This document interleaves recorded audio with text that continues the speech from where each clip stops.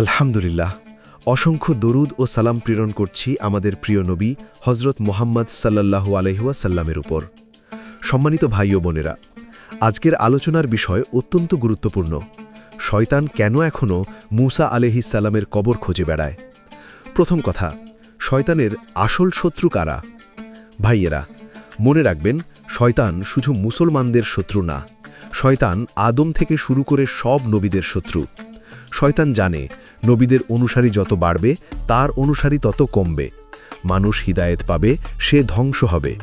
তাই নবীদের কাজে, আহ্বানে, মিশনে সবসময় বাধা দেওয়ার চেষ্টা শয়তানের পুরানো অভ্যাস।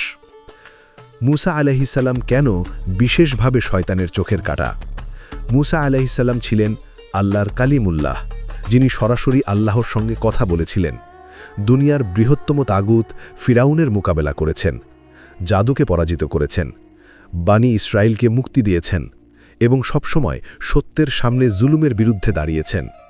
শয়তান ভালোভাবেই জানে মূসা আলাইহিস সালামের জীবন যদি মানুষ জানে, শেখে, তার মতো ঈমান ও ইখলাস আনে, তাহলে শয়তানের বাজিমাত শেষ। তাই সে চায় মানুষ যেন মূসা আলাইহিস সালামের জীবন থেকে দূরে থাকে, মানুষ যেন তার সংগ্রাম, ঈমান, তাকওয়া এসব অনুসরণ না করে। মূসা আলাইহিস সালামের কবর গোপন রাখা কেন? রাসূল সাল্লাল্লাহু আলাইহি ওয়াসাল্লাম বলেছেন যে মূসা আলাইহিস সালাম এমন স্থানে দাফন হয়েছেন যেখানে তার কবর মানুষ জানে না। কেন? কারণ যদি মানুষ তার কবর খুঁজে পেত, তখন বানি ইসরাইল, আরব কিংবা পরবর্তীতে অনেক জাতি তার কবরকে পূজা করতে শুরু করত, সেখানে শিরক ছড়িয়ে পড়ত। আল্লাহ চেয়েছেন নবীদের বার্তা জাগ্রত থাকুক, যে বার্তা মানুষকে কবর পূজা থেকে রক্ষা করে। এখন প্রশ্ন, তাহলে শয়তান কেন খুঁজে বেড়ায় তার কবর? কারণগুলো মনোযোগ দিয়ে শুনুন। ১. শয়তানের উদ্দেশ্য মানুষকে বিভ্রান্ত করা। যদি সে মূসা আলাইহিস সালামের কবর পেয়ে যেত, সে ওই কবরকে কেন্দ্র করে মানুষের মাঝে গুজব, ভুল আকিদা, ভ্রষ্টতা এসব ছড়িয়ে দিত। শয়তান জানে মানুষ কবরকে পবিত্র মানলেই শিরক ঢুকে যায়। ২. শয়তান নবীদের প্রতি ক্ষোভ লুকাতে পারে না। মূসা আলাইহিস সালাম তাকে বহুবার অপমান করেছে, তার চক্রান্ত ভেঙে দিয়েছে, ফিরাউনকে ডুবিয়ে দিয়েছে, জাদুকরদের ঈমান আনিয়েছে। শয়তান মনে করে মূসা আমার পরিকল্পনাকে নষ্ট করেছে, এই ব্যক্তিকে যেন আমি ছাড় দিয়ে না যাই। ৩. শয়তান চায় মূসা আলাইহিস সালামের বার্তা হারিয়ে যাক। মূসা আলাইহিস সালামের কবর পেলে সে নানা কথা ছড়াত। দেখো, তিনি তো কেবল একজন মানুষ ছিলেন, এই জায়গা পবিত্র, এখানে এভাবে পূজা করো, এভাবে মানুষকে ভুল দিকে নিয়ে যেত। ৪.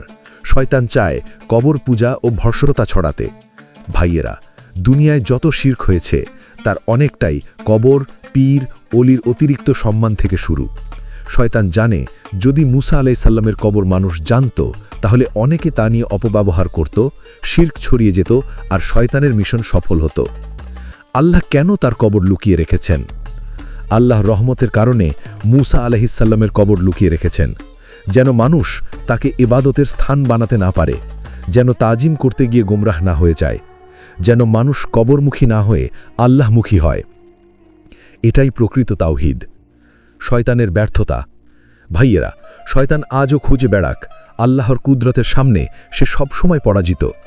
মূসা আলাইহিস সালামের কবর আজও গোপন, আজও কেউ জানে না, জানতে পারবে না কিয়ামত পর্যন্ত, কারণ আল্লাহর হুকুম, যাকে আল্লাহ রক্ষা করেন তাকে কেউ স্পর্শ করতে পারে না। ভাইয়েরা, মূসা আলাইহিস সালামের কবর কোথায় এটা গুরুত্বপূর্ণ নয়, গুরুত্বপূর্ণ বিষয় হলো তার ঈমান, তার সাহস, তার আল্লাহ ভীতি, তার তাওহীদ আমরা সেটা হৃদয়ে ধারণ করি কিনা। আমরা কি আজ নিজেদের মনের ফিরাউনের বিরুদ্ধে দাঁড়াই, নিজেদের অহংকার ভাঙি, নিজেদের জীবনে তাওহীদের শুদ্ধতা আনি? হে আল্লাহ, আমাদেরকে নবীদের জীবন থেকে শিক্ষা নেবার তৌফিক দাও, আমাদেরকে শয়তানের ষড়যন্ত্র থেকে রক্ষা করো, মূসা আলাইহিস সালামের মতো সাহস ও দৃঢ় ঈমান দান করো। আমিন।